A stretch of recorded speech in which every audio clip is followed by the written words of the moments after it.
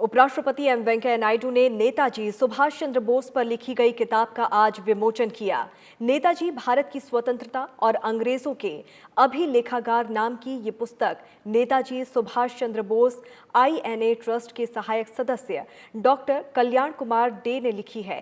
उपराष्ट्रपति ने इस मौके पर कहा कि हमारे स्वाधीनता आंदोलन के दौरान नेताजी का साहसी और ओजस्वी नेतृत्व युवाओं के लिए अनुकरणीय प्रेरणा का स्रोत था। उन्होंने कहा कि नेताजी का दृढ़ विश्वास था कि हम सबसे पहले भारतीय हैं। धर्म, जाति, क्षेत्रीयता और भाषाई पहचान बाद में आती है। उपराष्ट्रपति एम वेंकैया नायडू ने कहा कि इतिहास के संपूर्ण प्रामाणिक यथार्थ को समग्रता में प्रकाश में लाया जाना चाहिए। Netaji India's independence and British archives पुस्तक के लोकार्पण के मौके पर उपराष्ट्रपति ने कहा कि देश के विभिन्न क्षेत्रों के क्रांतिकारियों के अमर बलिदानों को स्कूली पाठ्य पुस्तकों में शामिल किया जाना चाहिए।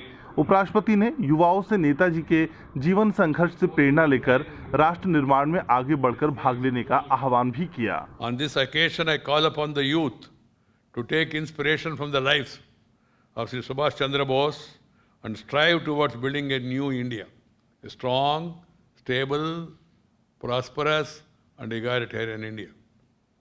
Even 7 decades after independence, the country continue to face challenges in different fronts.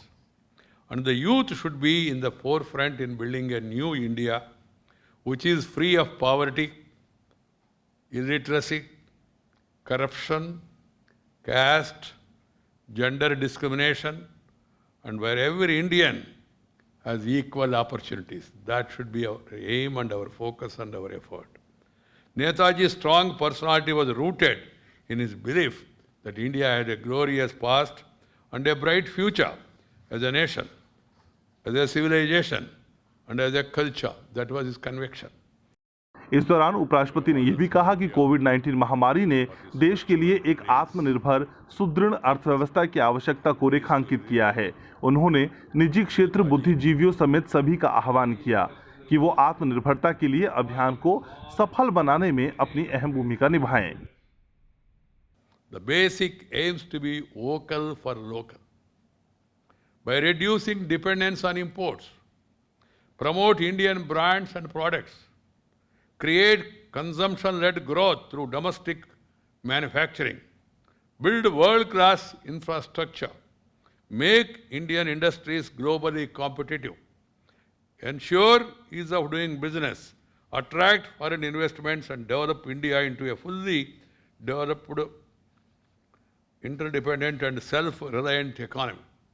Atmanirbhar does not seek to erect trade barriers or promote protectionism, but rather tap India's inherent strengths and make various sectors globally competitive.